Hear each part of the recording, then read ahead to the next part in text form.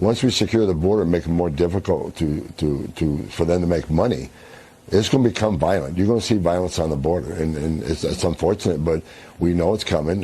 Border Patrol is prepared. It's great to have the military on the southern border. They're prepared. It'd be a bad move on their part to harm any Border Patrol agent or soldier, because I think President Trump will reply with great force.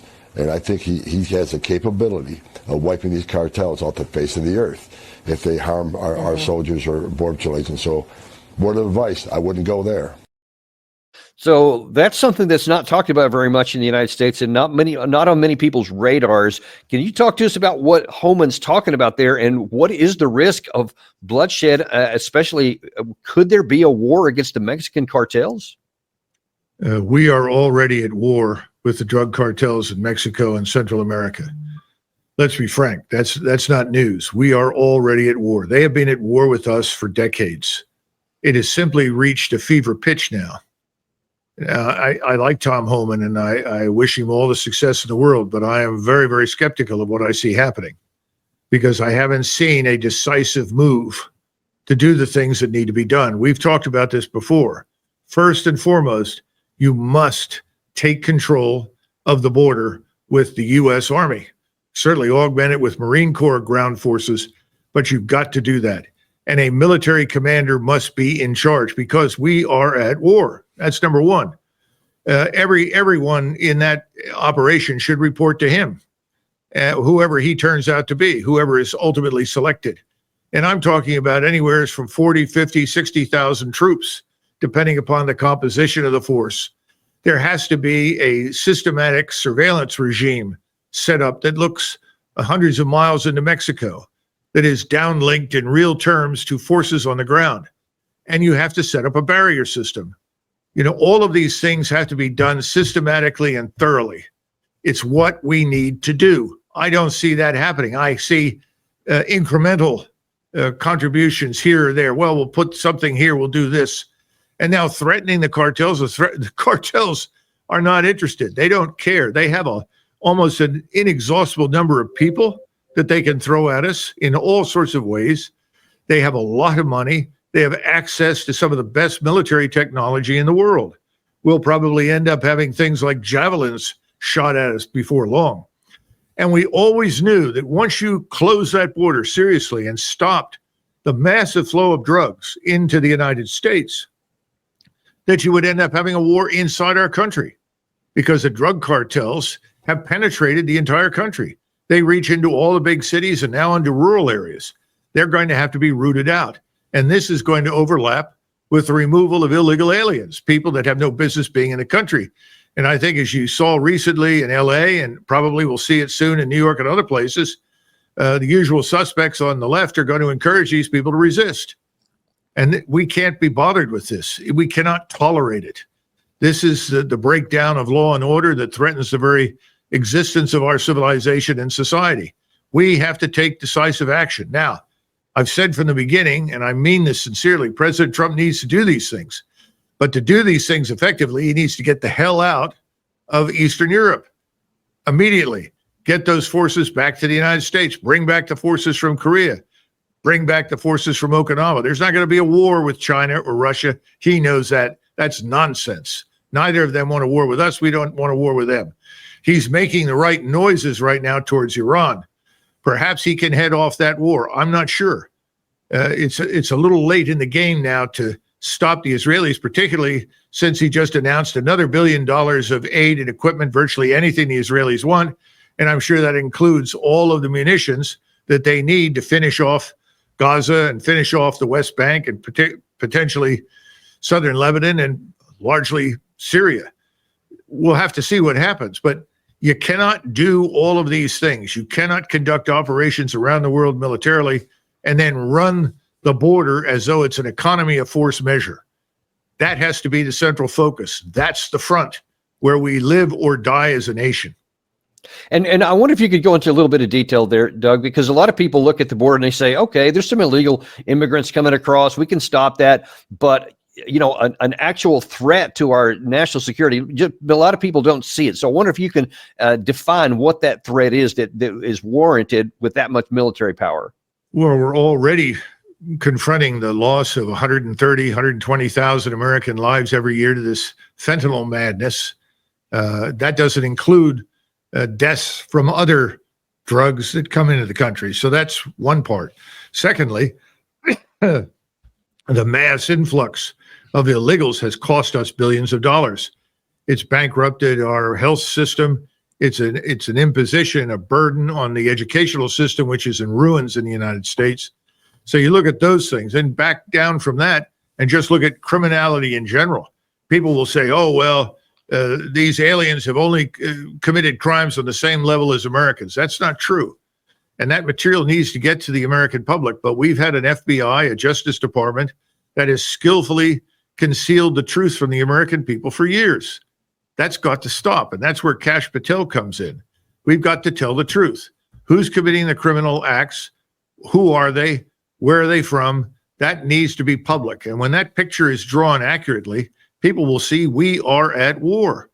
You know, this is the same thing that you've got over in Europe in many cases, where great cities, Paris, London, Berlin, have so-called no-go areas. You can't go into them. If you go into them, you risk being killed. And those areas are populated with non-Europeans, people that have come into those countries as migrants, and now, of course, don't want to leave and go home. We're going to have a similar problem in the United States. They will not want to leave. But if we don't address this as ferociously as I'm outlining, we may not make it as a country. And President Trump should make that his top priority. That's what has to come before everything else. And then finally, we need to start looking at the criticality of integrated air defenses, not just for the whole country. That's an impossibility, but we've got to get down there on the border. You know, we're now under attack with these drones. Our border patrolmen are, the military will be. As we ramp up and it becomes obvious what's going to happen, don't worry, the cartels will unleash everything they've got against us.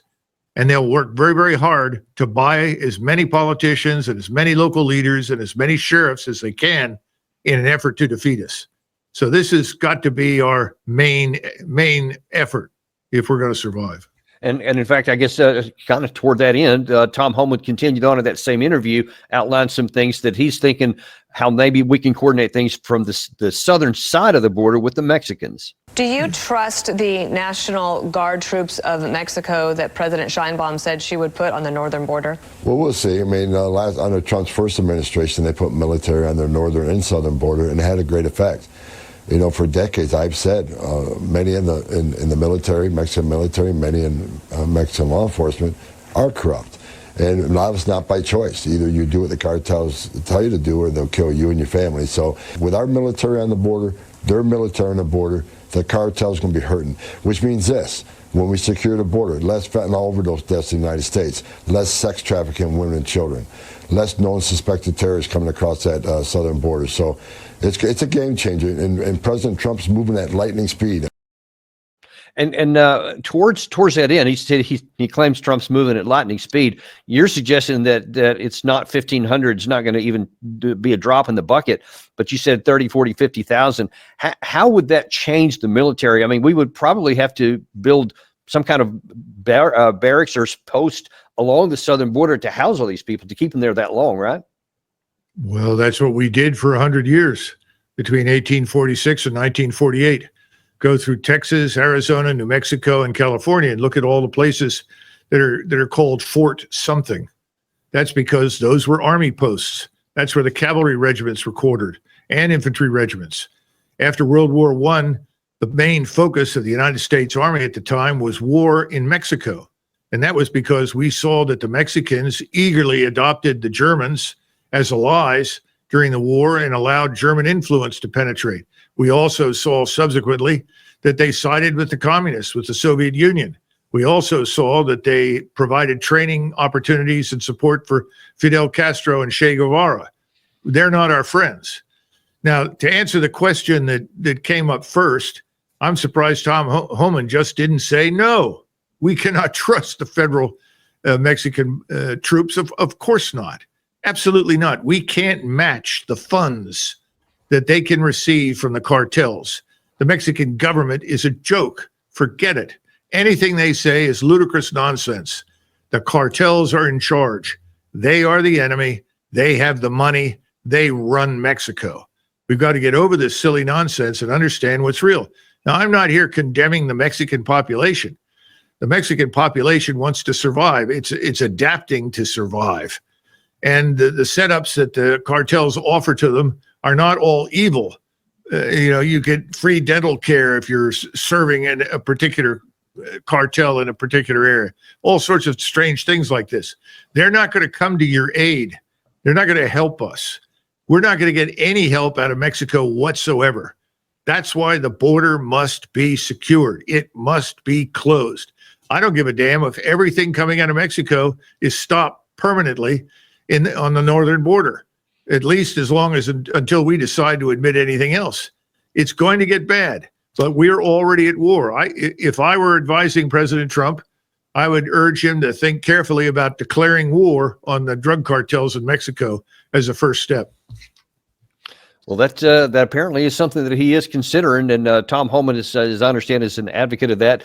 But that will require, as you said earlier, a lot of changes because we can't keep all these troops we have all abroad in all these places, done things like Syria, Somalia, and every other place, and do this as well. We just don't have the resources to do that. So there's going to have to be some changes there too. But Dan, you and I served together in the past on the Czechoslovak and East German borders.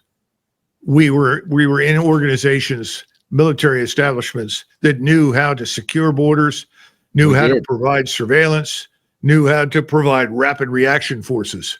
I don't know if all of that has been lost, but my point is, beware of anyone in uniform who steps forward and says, this is bad. This will harm our readiness to fight. That's a lot of nonsense. If you wanted to look at something that harmed our readiness to fight, think back on the last 20 years of stupidity in the Middle East, the waste of human life, and the loss of over $14 trillion. That all needs to stop. That's why we need to get out. We need to get out of Syria. We need to get out of the whole damn place once and for all. We're not going to fix it. So let's not try and get out of Eastern Europe.